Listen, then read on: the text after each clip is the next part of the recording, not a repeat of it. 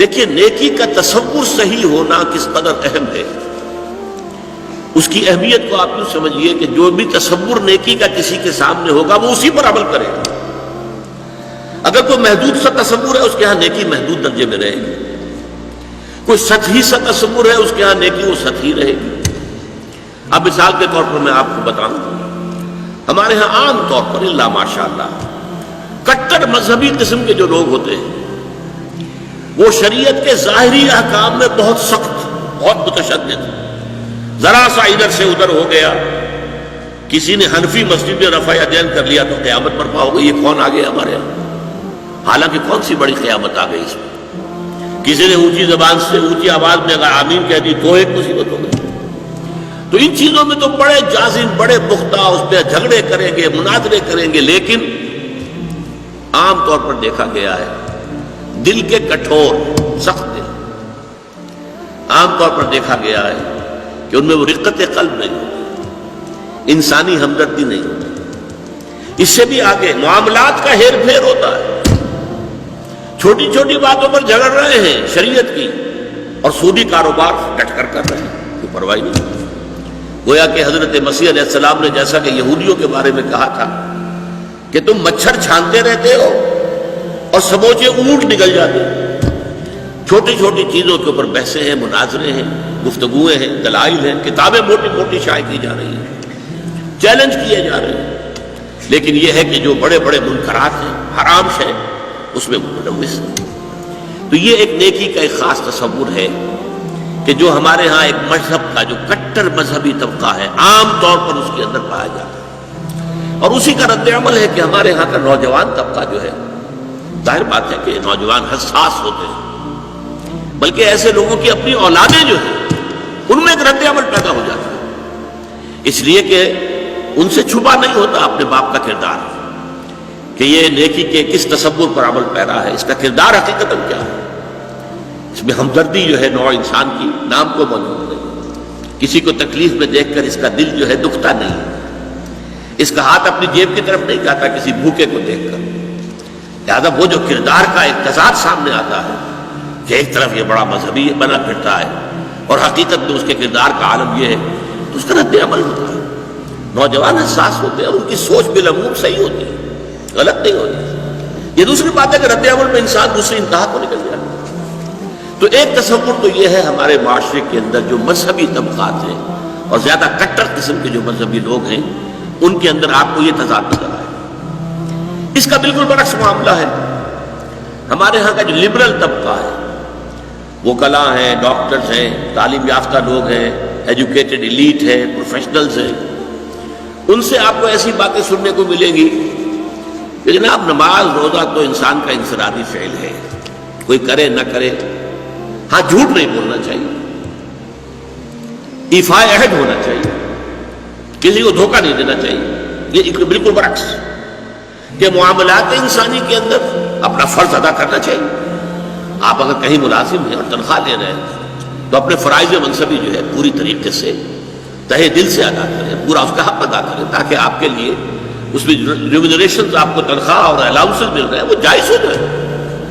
یہ وہ تصور ہے ان کے ہاں کے جو نیکی کا ایک تصور جو ہمارے ہاں کے تعلیم یافتہ طبقات کے اندر نظر آتا ہے کہ وہ عبادات وغیرہ کی کوئی خاص اہمیت نہیں ہے، نماز روزہ تو ٹھیک ہے اپنے لیے ہے، جو شخص کر لے کر لے، نہ کرے نہ کرے، کیا فرق پڑتا ہے، حالانکہ وہ فرائض ہیں دین کے، لیکن یہ ہے کہ اصل کردار، اصل جو نیکی ہے وہ تو یہ ہے۔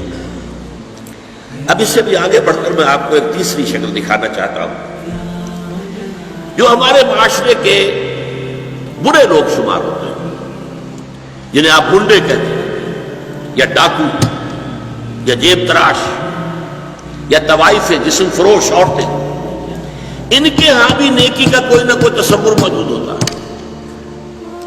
میں آپ سے عرض کروں گا کہ واقعہ یہ ہے کہ جیسے ہمیں جو ہماری طبعی زندگی ہے، ظاہری جسمانی زندگی کے لیے ہوا چاہیے، پانی چاہیے، غذا چاہیے۔ ہوا نہیں ملے گا، بند ہو جائے گی تو مر جائے گا، وہ تو بہت جلدی مرے گا۔ پانی نہیں ملے گا تو چند دن شاید جھیل جائے، مرے گا۔ کھانا نہیں ملے گا تو شاید چند زیادہ دن جھیل جائے، لیکن پھر مرے گا۔ تو جیسے ہماری اس زندگی کے لیے، جسمانی زندگی کے لیے، حیات جسمانی کے لیے ہوا، پانی، غذا لازم. اسی طرح انسان کی باطنی زندگی کے لیے ایک لازمی شے یہ ہے کہ وہ اپنے ضمیر کو مطمئن کرے کہ اگرچہ میں بہت برا آدمی ہوں، میں بہت برا آدمی ہوں، میرا یہ کام غلط ہے، میرا یہ لیکن میں فلاں نیکی بھی تو کرتا ہوں نا. وہ نیکی کے کسی نہ کسی تصور کو، تاکہ اپنے ضمیر کو مطمئن کرے.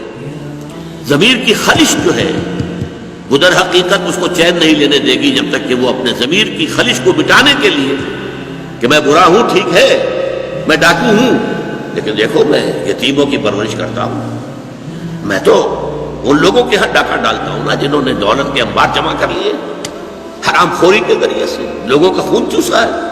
ان سیٹھوں نے، ان کارخانے داروں نے غریب مزدوروں کے خون سے اپنے یہ محل تعمیر کیے، ہم ڈاکہ وہاں ڈالتے ہیں.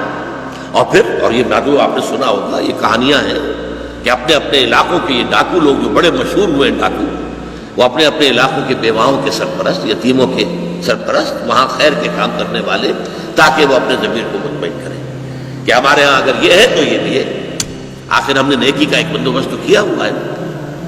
اس طرح جیب تراش آپ کو مل جائے گا.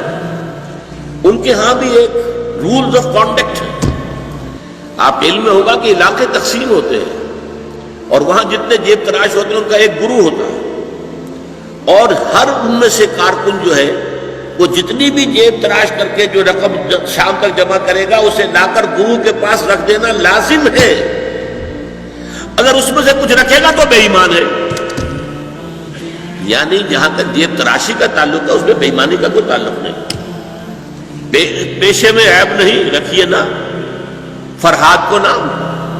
پیشہ جو ہے وہ تو پیشہ ہے ہمارا، لیکن بے ایمان وہ شمار ہوگا کہ جس نے جو بھی کمائی دن بھر کی تھی وہ ساری لا کر گرو کے سامنے نہیں رکھ دی، پھر وہ گرو تقسیم کرے گا. یہ ان کے ہاں کے ہے رولز آف کانڈکٹ ہے. ان میں ذرا سا ادھر سے ادھر ہو جائیں گے آپ تو ظاہر بات ہے کہ اس میں پھر اس کو بے ایمانی کہیں گے. مجھے یاد آ رہا ایک واقعہ ہمارے ہاں منگومری میں جو اب ساہیوال کہلاتا ہے.